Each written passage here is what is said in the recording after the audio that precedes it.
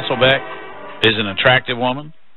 And on The View, apparently she was the only thing that passed for sanity. I never watched it, but we would sometimes get clips that we would laugh at. But on her first day on Fox News, she proceeded to suggest that what we need is video game control, suggesting that she is what I call one of the worst forms of conservative, and I call it psychotic mommy conservative. Neurotic, psychotic mommy conservative.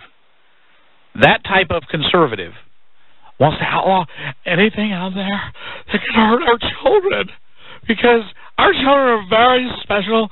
They're a treasure, and if you teach them well and just let them lead the way and, just don't scare them or anything. Psychotic mommy conservative is destructive to the republic. She wants to control. She wants government to control.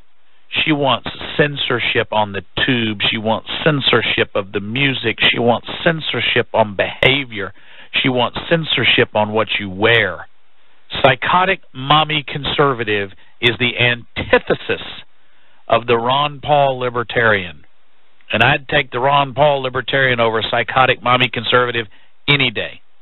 Because while she may be proud she's not a Democrat, she is driven by fear and not principle. It seems like every time something bad like this happens, we look at, is there a connection between video games and the shooter?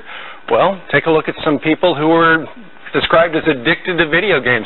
From Columbine High School, Eric Harrison, Dylan Klebold, the Virginia Tech shooter, the Arizona shooter, Jared Lee Loeffner, that Norway shooter, Anders Bering. Addictive and psychologically damaging. Yeah, a lot of people do it, have absolutely no problem, and I believe there is warning on a lot of these games. Is it there for adult content only? What about frequency testing? How often has this game been played? Maybe there's some sort of, and I'm not one to say get in there and monitor everything, but if this indeed is a strong link, right, to mass killings, then why aren't we looking at frequency of purchases per person, and also how often they're playing and how many maybe they time out after a certain hour on this.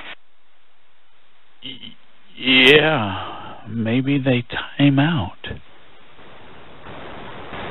Yeah. B-Mac tells me that he bought Grand Theft Auto yesterday and he hasn't killed anyone yet. Have you wanted to kill anyone, B-Mac? Maybe the game times out.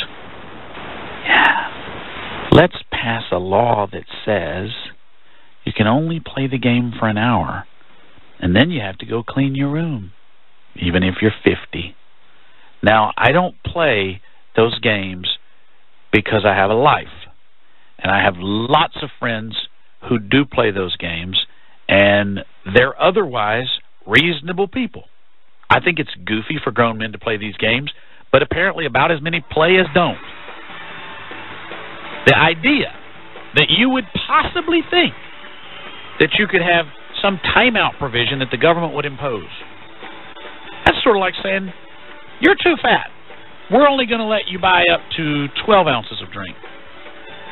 That's sort of like saying, you're driving around without a helmet, and we don't like that. I don't need another mommy. As my friend John Evans' song goes, I don't need two mamas in my life. Don't need someone to tell me to wear clean underwear in case I'm in an accident at 2 o'clock in the morning and she has to come into the emergency room.